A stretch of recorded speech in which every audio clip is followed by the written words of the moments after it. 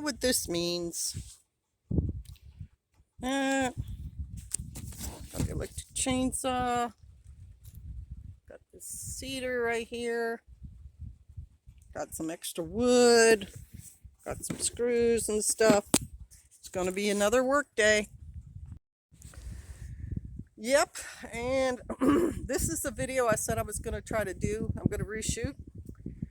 I know in that video I had two main ideas, maybe three. One of them was the world is just exploding with the craziness of like the transgender issues, and it's all over the news, it's all over the social media. Teachers talking about how they've been told they have to teach these things. Lawyers starting to witness in front of school boards and representatives, talking about how the schools are teaching that a girl can be born with a male brain, which is not science. It's nonsense. There's that. There's cryptocurrency drama. There's Congress and the Senate and headbutting and everything, wildness. But what I wanted to talk to you about today, before I start my chores, is true blood, the concept of true bloods. Because my husband told me the other day, that's us. And I thought, what does that mean? And he said, it is people who did not take the vaccine, who the mRNA did not change their DNA in any way. And I know the medical community is, one hand they're saying it's bad and it does change your DNA. The other side is saying, no, it doesn't. It's just RNA and it just makes your body create these spike proteins and it doesn't change your DNA. But now the vaccine, that's a whole nother issue about, does this mRNA cause myocarditis, which means a swelling of your heart? Does the mRNA spike protein then damage your body in some way? Again, I'm not going to weigh in on that. I've already said what I'm going to say. Even way back when the pandemic first started, I had two things that I stuck with. One, it's a new virus and we don't know what it does, and we're not going to know exactly what it does for years after it's run through the population. Actually, I said three things. Another thing I said was the only way to protect yourself from it is to quarantine yourself. A virus has to have a host. It cannot exist all by itself. It has to invade something's cells and recreate itself in some other cell. And so if you quarantined yourself 100%, you'd probably still be in your quarantine because there's still COVID and variants of COVID floating around that you could be exposed to. But that is the only way to not be exposed to this virus, is not have contact with any other host.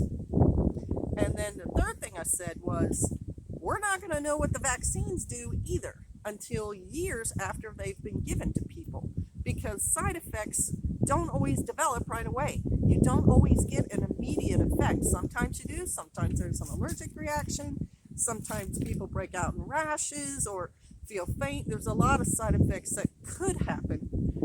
What we were told is, soreness at the injection site.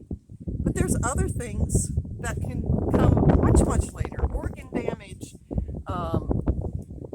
cellular, cellular collapse, things like that, where it attacks a certain part of your body, and once that attack has happened enough and your body has not been able to keep up with it, eventually it causes enough problems that a doctor can notice it.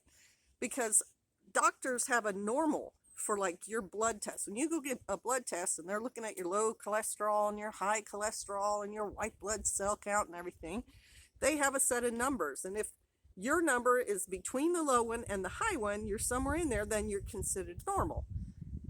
They don't always catch things that could be wrong until you're outside of those parameters. And when you're outside of them, you're kind of acute. And I don't mean you're good looking, I mean it's having serious effects on you now. While you were in the middle area, your body's compensating, as they call it. It's dealing with it. But once you're outside of that, your body can't compensate anymore. It's worn out its defenses. And now you need help to change the course of whatever's happening to you. So true bloods are us folks who didn't get vaxxed. And again, I said it in my videos, I'm not anti-vaccine. I'm not. I've had all kinds of vaccinations.